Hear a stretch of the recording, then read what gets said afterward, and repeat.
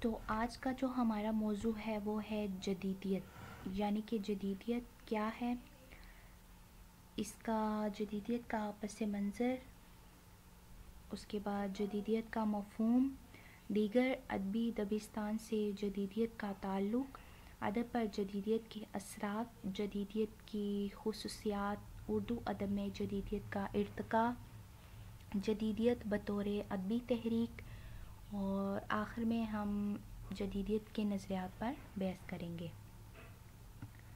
تو سب سے پہلے ہم دیکھ لیتے ہیں کہ جدیدیت کا پس منظر کیا ہے۔ مغرب اپنے شاندار دور کی ابتدا کو جدیدیت سے موسوم کرتا ہے، جس کا باقاعدہ آغاز 1750 تا 1950 شمار ہوتا ہے۔ اس دور میں مادی پیداواری ذرائع میں انقلابی ترقی ہوئی، معاشرت میں زراعت کے بجائے سرمایہ داری کو فوقیت ملی، اور سماوی کتب کے شرعی قوانین کی جگہ لادینی قوانین کا نفاذ ہوا۔ لفظ جدیدیت عام اور سادہ ہونے کے باوجود اپنے اندر بنیادی پیچیدہ اور ان گنت مفاہیم رکھتا ہے۔ اس کی وجہ یہ ہے کہ جدیدیت کا تعلق ادب کے ساتھ ساتھ معاشرتی علوم سے بھی ہے۔ اسے معاشرتی ارتقاء اور تہذیبی رجحانات کے تعین میں تاریخی نقطہ نگار سے بہت اہمیت کا حامل سمجھا جاتا ہے۔ جدیدیت کے ادب، معاشرتی ارتقاء اور تہذیبی رجحان کے حوالے سے ناصر عباس نیّر لکھتے ہیں، جدیدیت بطور ایک ادبی تحریک کے 19ویں صدی کے آخر میں شروع ہوئی اور 20ویں صدی میں اس کا رواج اور فروغ ہوا، مگر معاشرتی سائنسوں اور تہذیبی منطقوں میں اسے 16ویں صدی کے بعد اہمیت ملنا شروع ہوئی۔ جدیدیت اصل میں مغرب کی ایک اصطلاح ہے جو عام طور پر قدامت یا روایت پسندی کے برعکس معنوں میں استعمال ہوتی ہے۔ عام طور پر جدیدیت کی اصطلاح قدیم کے ضد کے طور پر استعمال کی جاتی ہے۔ زمانے اور فیشن پر بھی اس کا اطلاق ہوتا ہے۔ فیشن جو رائج ہوتا ہے وہ جدید ہے، زمانہ حال جدید ہی کہلاتا ہے، لیکن اس بات کی کوئی ضمانت نہیں کہ کب مزاج بدلے اور جدید قدیم ہو جائے۔ اس لیے یہ کہا جا سکتا ہے کہ جدیدیت دراصل ایسا رویہ یا رجحان ہے جس کے ہر لمحہ بدلنے کا خدشہ لگا رہتا ہے۔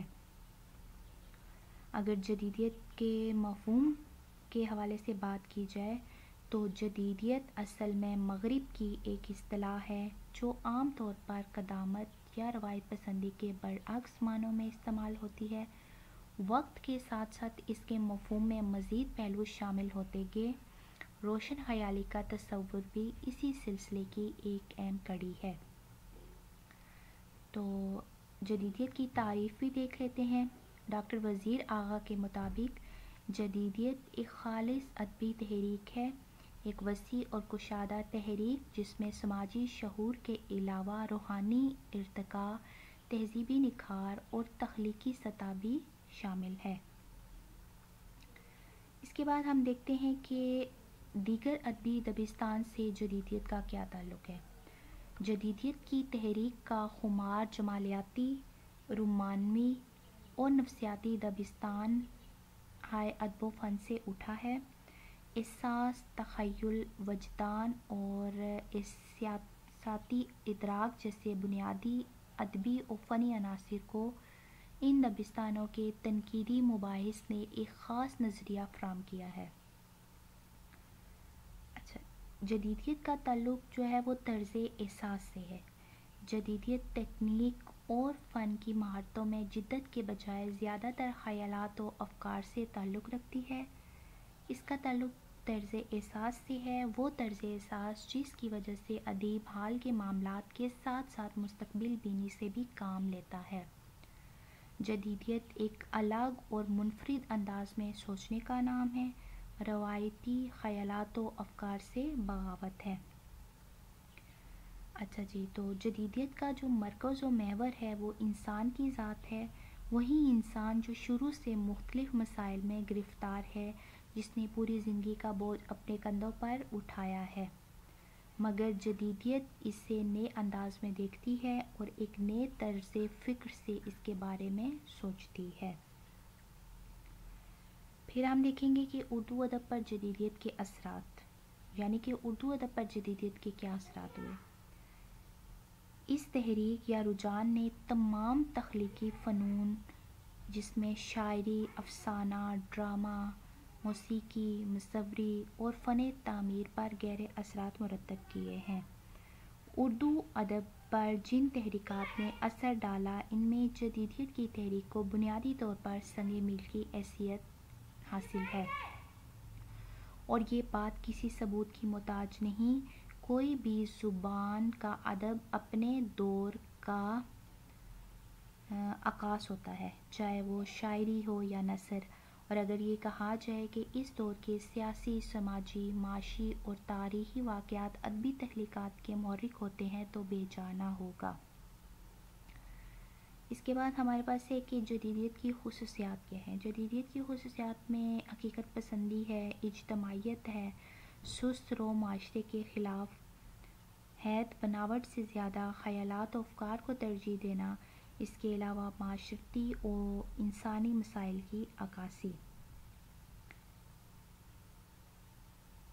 اچھا جی، نیکسٹ ہمارے پاس آ جاتا ہے کہ اردو ادب میں جدیدیت کا ارتقاء، یعنی کہ اردو ادب میں جدیدیت کا آغاز کب ہوا۔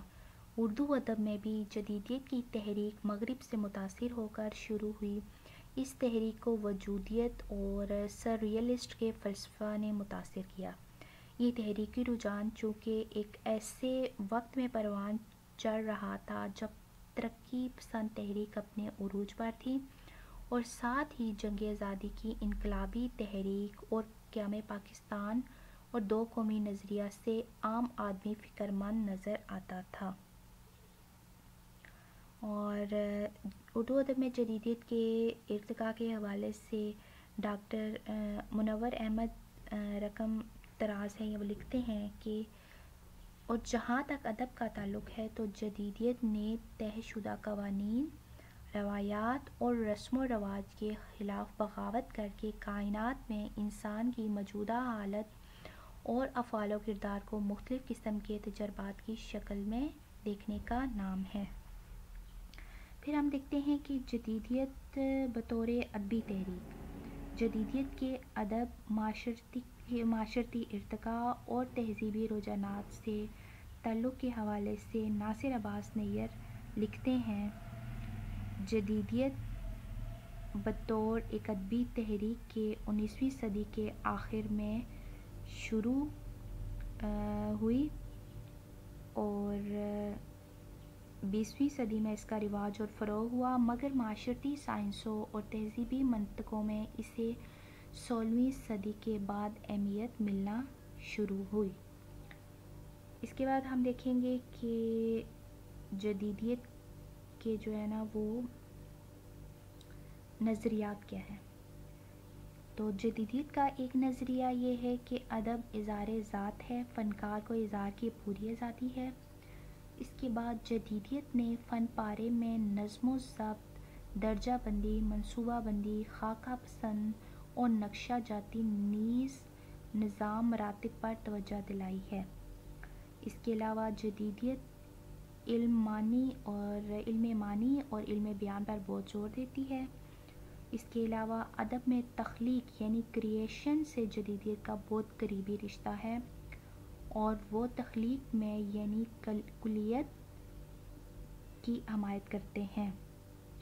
اس کے علاوہ جدیدیت میں صنف اور اس کی حد بندی پر خاصی نظر ڈالی جاتی ہے، اور فن پارے کا مطالعہ ایک مرکز یا محور کے اندر رہ کر کرنے پر زور دیتی ہے۔ اس کے بعد جدیدیت جو ہے وہ جدت پسند، معرفت اور حکمت پر کافی زور دیتے ہیں۔